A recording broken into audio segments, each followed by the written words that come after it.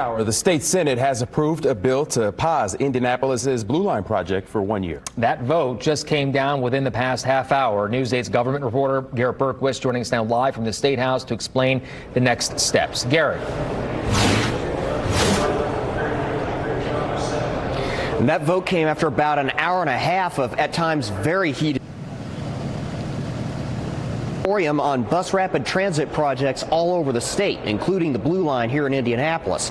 This comes after dozens of Irvington residents urged lawmakers not to approve the bill, and some business owners withdrew their support for it. I've had a handful of instances at this intersection right here, walking along the bricks, where a car going eastbound on Washington has ran a red light even though it's at a stopping point, and I've had close calls with my dog. Nathan Height says walking near his Irvington home puts his life at risk. There's been multiple instances where I've been about a quarter through a crosswalk and a driver blows a red light, has a close call, almost hits me, almost hits my dog. Washington Street is the main street through the Irvington neighborhood and the focus of the Blue Line project. It would turn 2 of Washington Street's 4 lanes into dedicated bus rapid transit lanes. It would put the street on a slight road diet, and it wouldn't give drivers those opportunities to speed excessively, to bob in and out of traffic, and would force them to pay more attention to pedestrians. Last fall, several Irvington business owners began lobbying state lawmakers to stop the Blue Line. They told News 8 at the time they feared the project would permanently block some customers from accessing their shops. But after numerous residents testified against the bill earlier this month, some owners withdrew their support for the bill.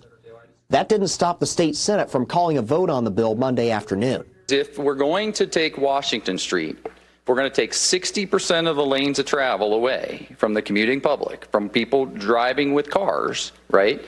So then you're going to force a lot of vehicles to 70. And so NDOT better have a study, know what we're going to do there, because I think we're going to have to add a lane to 70. Height says he moved to Irvington specifically because of the Blue Line.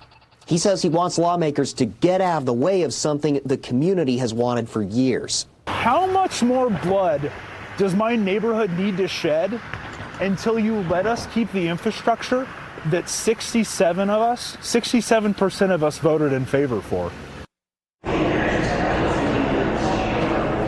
The bill does not affect bus rapid transit projects that are already under construction, including the Purple Line. The bill now heads over to the House.